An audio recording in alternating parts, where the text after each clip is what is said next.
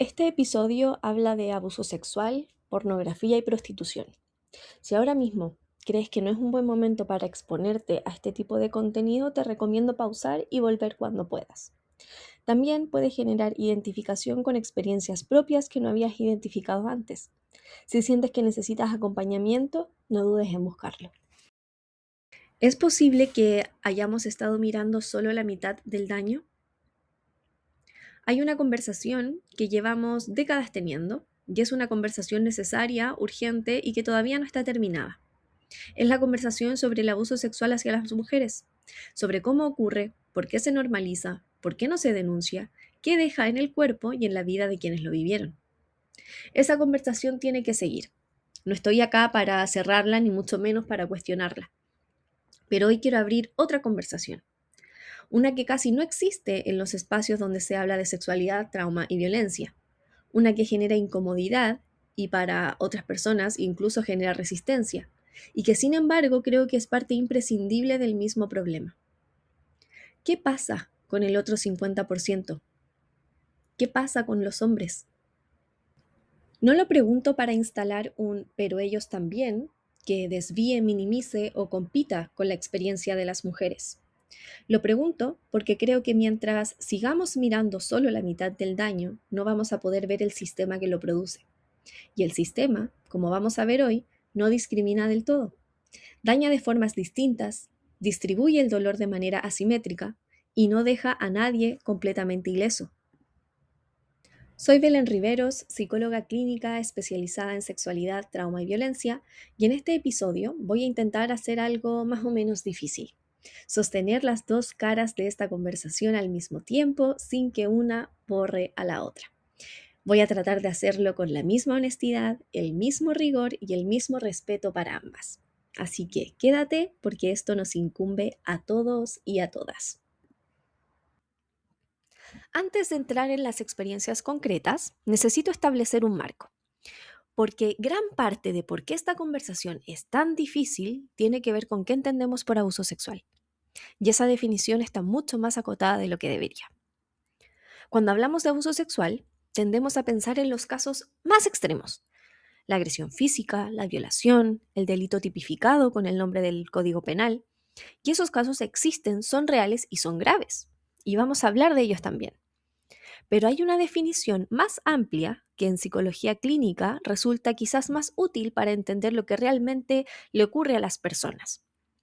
Entendemos por abuso sexual cualquier experiencia sexual que ocurre sin consentimiento genuino, que viola la integridad de una persona, que impone un contacto, una imagen, una expectativa o una presión que el otro no eligió libremente.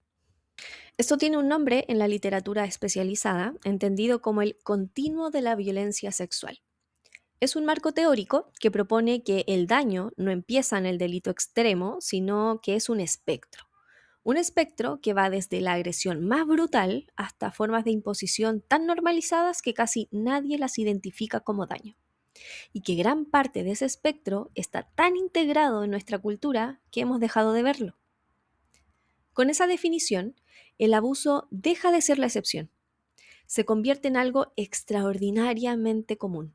Tan común que hemos construido toda una arquitectura cultural para no tener que mirarlo de frente.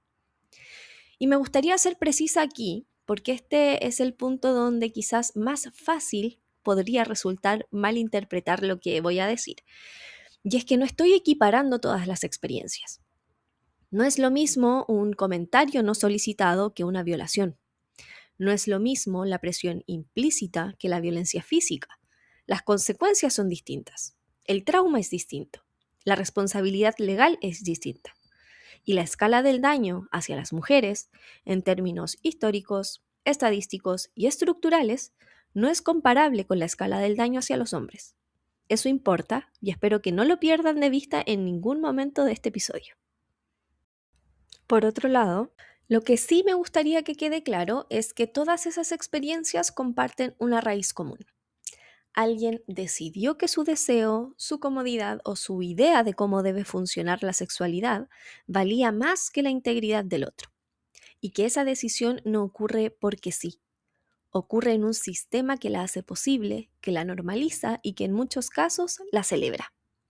Un sistema que, como vamos a ver, opera sobre los cuerpos de las mujeres y los cuerpos de los hombres de maneras distintas, con consecuencias distintas, pero con la misma lógica de fondo. En el caso de las mujeres, el traspaso de límites ocurre de formas tan normalizadas que muchas veces no tiene nombre. No porque no duela, sino porque el dolor fue presentado como parte del trato social, como el precio de entrada a la feminidad tal como el sistema la define. Desde muy jóvenes, los cuerpos femeninos reciben mensajes muy concretos, que están disponibles para la mirada ajena, que deben ser atractivos pero no provocadores, que el deseo propio es peligroso, pero el deseo ajeno hay que saber manejarlo, que decir que no tiene un costo social, que decir que sí, aunque no quieras del todo, es parte de lo que se espera, que el cuerpo que habitas no es completamente tuyo, es también un territorio sobre el que otros tienen opinión, derecho de paso y expectativas. Eso no siempre llega en forma de agresión.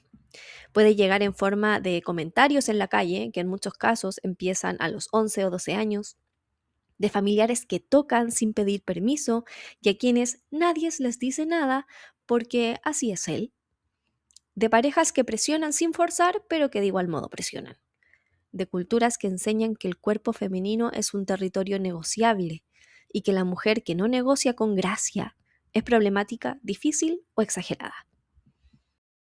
El sistema le asigna a la mujer un rol muy específico dentro de esta dinámica. Y hoy día a este rol le vamos a llamar el ser la guardiana del deseo ajeno.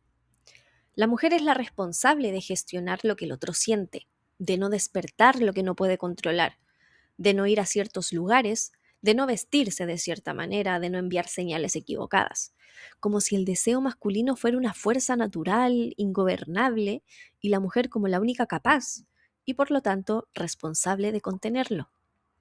Y eso tiene una consecuencia muy concreta. Cuando ocurre un abuso, la primera pregunta que aparece, ya sea de manera interna o externa, no es qué hizo el agresor, es qué hizo ella, qué hizo para que sucediera o qué no hizo para evitarlo.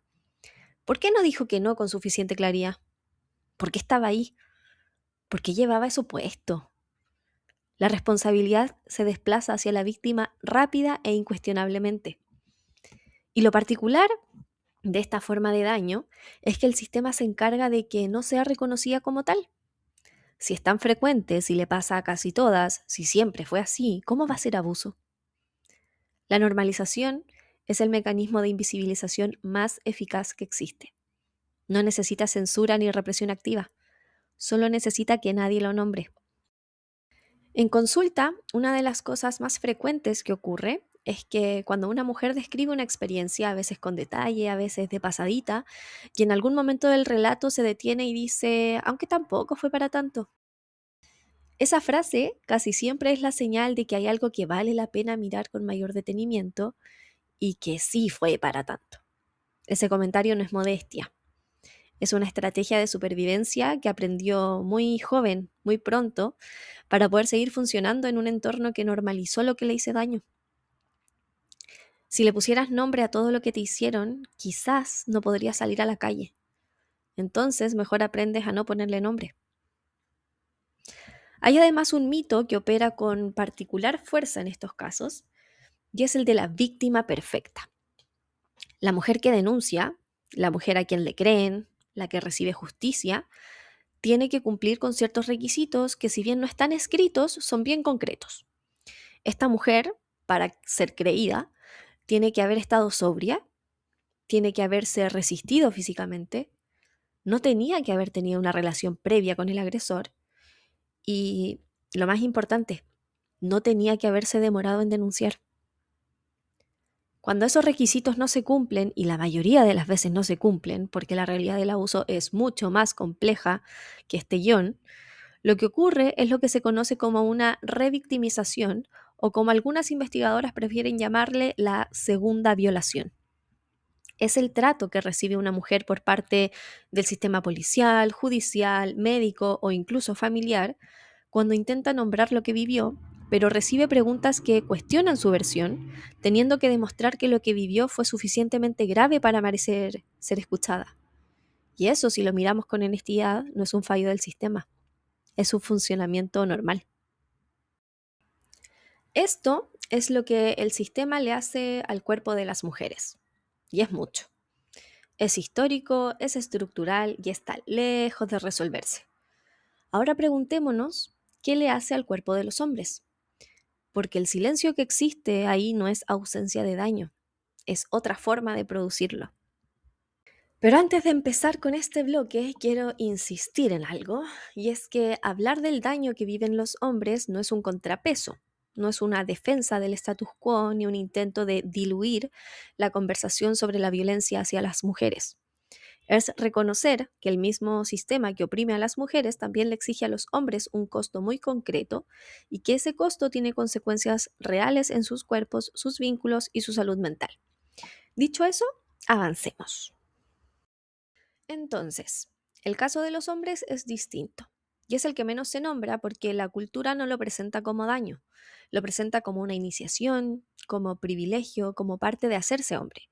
Y porque el hombre, que dice que le hicieron daño en ese territorio, enfrenta algo que la masculinidad hegemónica considera intolerable, la posición de víctima.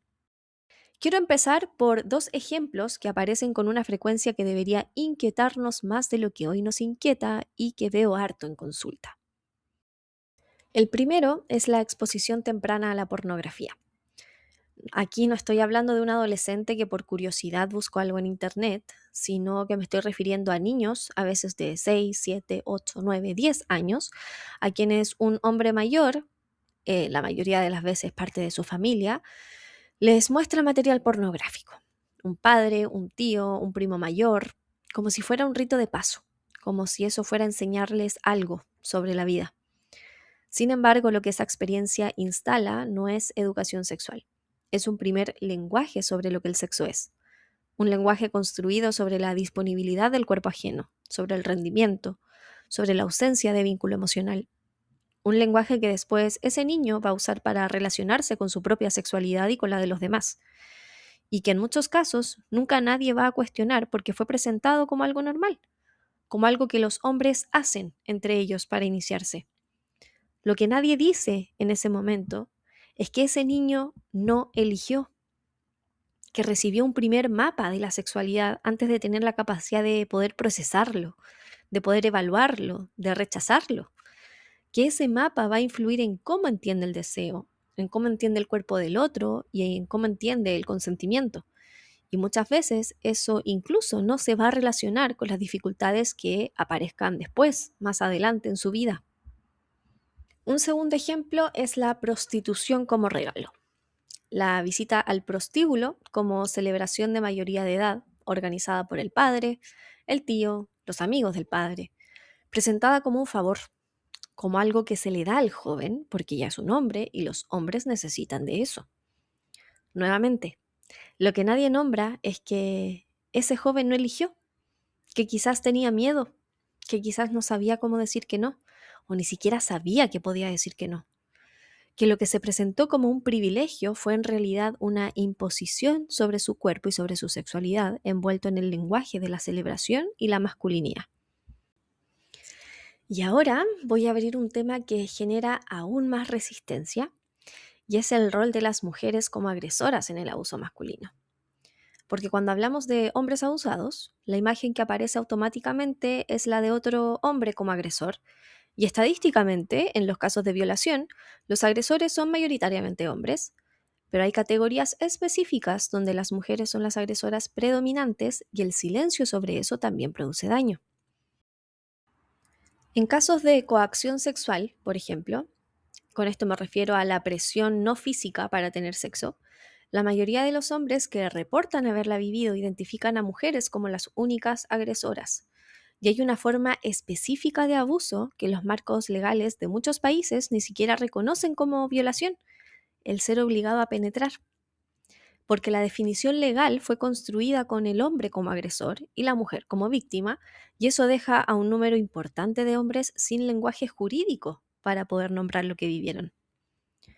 Cuando la agresora es mujer, opera además un mito particularmente dañino, el del hombre que siempre quiere, que siempre está disponible, que si tuvo una respuesta fisiológica es porque consintió.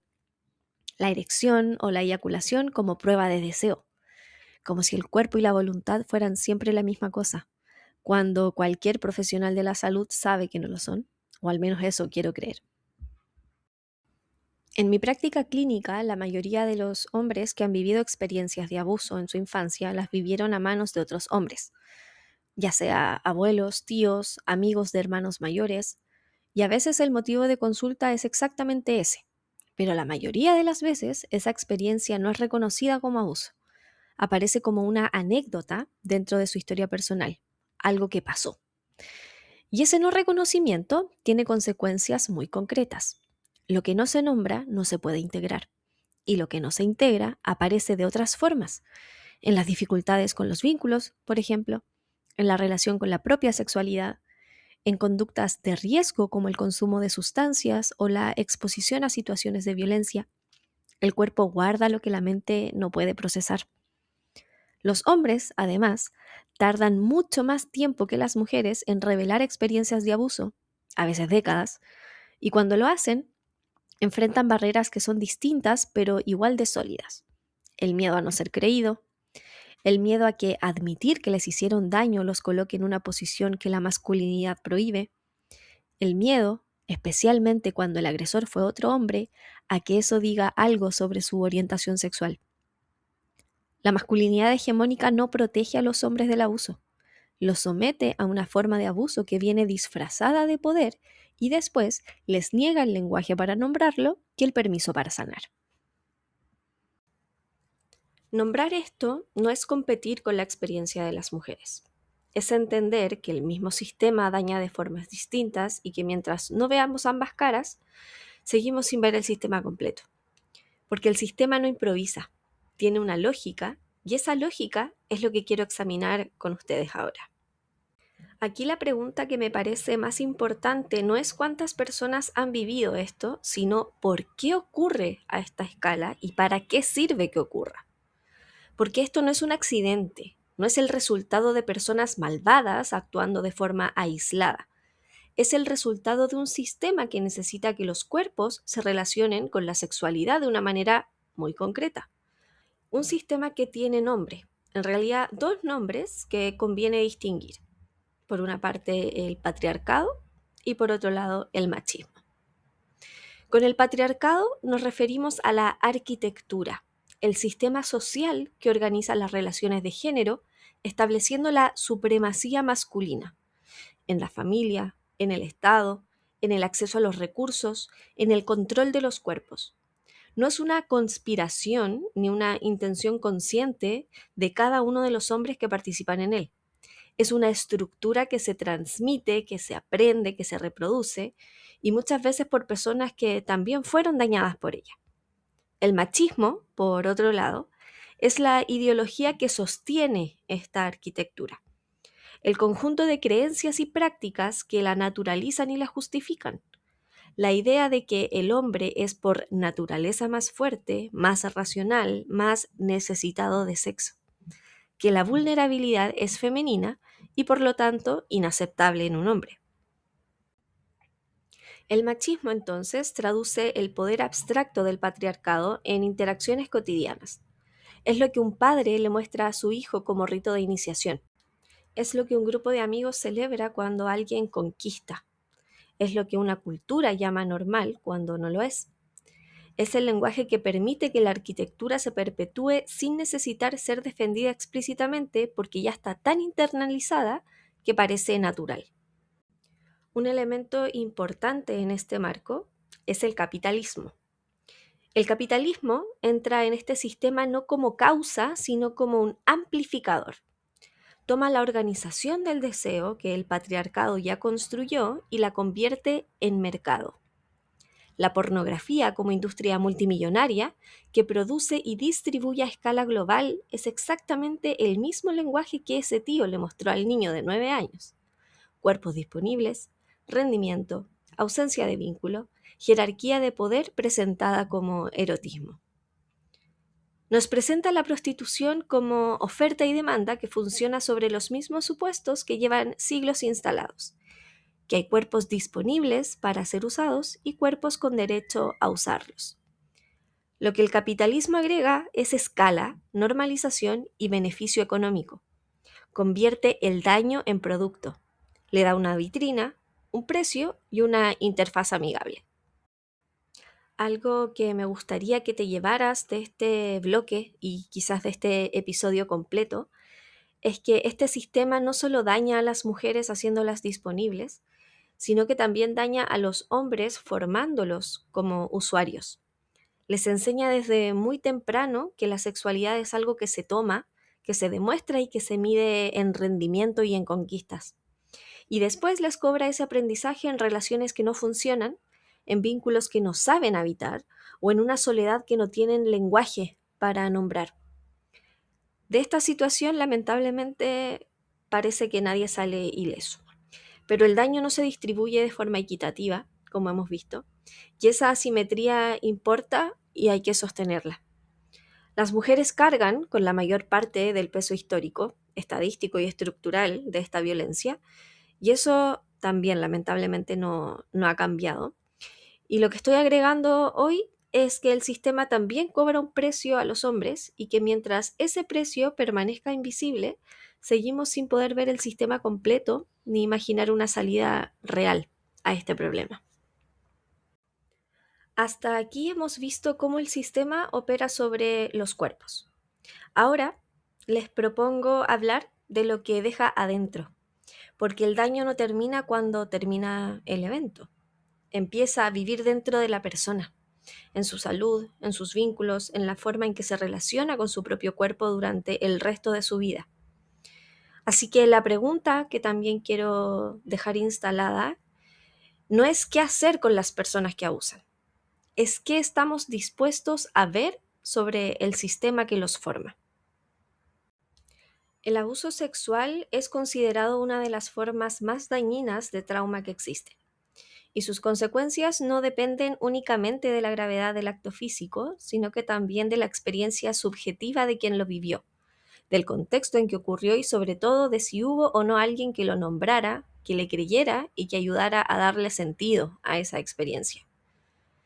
En términos de salud mental, las consecuencias más documentadas son el trastorno de estrés postraumático, la depresión y la ansiedad crónica. Pero hay algo que me interesa más que las etiquetas diagnósticas en sí, y es lo que estas etiquetas describen en la vida cotidiana de las personas. En primer lugar, tenemos la hipervigilancia, ese estado de alarma permanente donde el sistema nervioso no puede bajar la guardia porque aprendió que en cualquier momento puede ocurrir algo que lo lastime. En segundo lugar, tenemos la disociación, esta estrategia o capacidad de nuestra psiquis de dividirse, permitiéndote estar en otro lado, de observar la propia experiencia desde afuera. Ya esta estrategia fue una forma de sobrevivir y que después cuesta mucho apagar. Continúa a lo largo de tu vida, aunque no estés en peligro real. Por otro lado, tenemos la dificultad para confiar, no como rasgo de personalidad, de carácter, sino como una respuesta de un sistema nervioso que aprendió que las personas cercanas también pueden ser fuente de daño. Aquí están las consecuencias vinculares. El abuso temprano altera la forma en que las personas aprenden a relacionarse, generando apegos que oscilan entre la dependencia y la evitación, dificultando la intimidad no solo sexual, sino la emocional, la capacidad de dejarse ver, de confiar en que el otro no va a usar eso que sabe de ti para hacerte daño. Hay un ciclo que aparece en la literatura y que veo también en consulta, y es el abuso vivido en la infancia como un factor de riesgo para vivir o ejercer violencia en los vínculos adultos. No como un destino inevitable, y me gustaría ser clara en eso, sino como una herida que si no se trabaja tiende a repetirse de distintas formas a lo largo de la vida. La persona que aprendió que así funcionan los vínculos puede terminar reproduciéndolos sin querer, sin saberlo y sin tener las herramientas para funcionar y hacer algo distinto. Y en el cuerpo, porque el trauma siempre termina en el cuerpo, aparecen síntomas que muchas veces no se conectan con la historia que los produjo. Se producen dolores crónicos sin causa orgánica clara, problemas de sueño, dificultades gastrointestinales, conductas de riesgo como consumo de sustancias, exposición a situaciones de violencia, que funcionan como una forma de regular un sistema nervioso que no encontró otra manera de calmarse. En los hombres, todo esto se procesa además en silencio, porque el permiso para sentir, para nombrar, para buscar ayuda es mucho más restringido que para las mujeres. Y el silencio tiene su propio costo, que incluye tasas de suicidio significativamente más altas en hombres que han vivido abuso sexual y nunca lo nombraron. En las mujeres, por otro lado, el proceso de nombrar existe, pero frecuentemente se topa con la segunda violación, esta victimización secundaria, el sistema que te cuestiona, que minimiza, que exige pruebas de un daño que muchas veces no dejó marcas visibles. Y esa segunda violación también deja consecuencias en la capacidad de confiar en las instituciones, en la decisión de buscar ayuda, en la relación con el propio relato, porque si te dijeron tantas veces que exageras, a lo mejor terminas creyéndolo. Nadie sale ileso de este circuito. Hemos visto que el daño se distribuye de manera desigual, y esto lo reitero no para competir sobre quién sufrió más, sino para entender que estamos hablando del mismo sistema operando de formas distintas sobre cuerpos distintos. Y mientras sigamos tratando el abuso sexual como una serie de casos individuales protagonizados por personas excepcionales, no vamos a poder ver lo que está delante de nosotros. Que vivimos en una cultura que enseña desde muy temprano que hay cuerpos que están para usar y cuerpos que deben aprender a ser usados. Y que esa enseñanza tiene consecuencias muy concretas en la sexualidad, en las relaciones, en la forma en que las personas se vinculan con su propio cuerpo durante el resto de su vida. Empecé este episodio preguntando ¿qué pasa con el otro 50%? Y como vimos, la respuesta no divide la conversación, la completa. Que ver el daño en los hombres no le quita peso al daño de las mujeres. Que ambos son productos del mismo sistema y que entender eso es quizás el primer paso para imaginar algo distinto. Si este episodio te hizo pensar, te hizo sentido o ruido, te invito a quedarte. Este rincón existe para cuestionarnos con cariño y para sentir sin tener que explicarlo todo. Y si quieres seguir esta conversación, me puedes encontrar como La Eroticaria en Instagram. Por último, la forma más simple de apoyar este tipo de contenidos en YouTube es suscribiéndote, compartiendo este episodio con alguien que creas que a lo mejor necesita escucharlo y dejarme algún comentario. Pueden ser preguntas, alguna experiencia o hasta algún desacuerdo. Te adelanto que no tengo todas las verdades, de hecho no tengo ninguna verdad absoluta, pero sí muchas ganas de pensar en voz alta y de abrir conversaciones que no estén llenas de juicios. Te mando un abrazo y que estés muy bien. Chau, chau.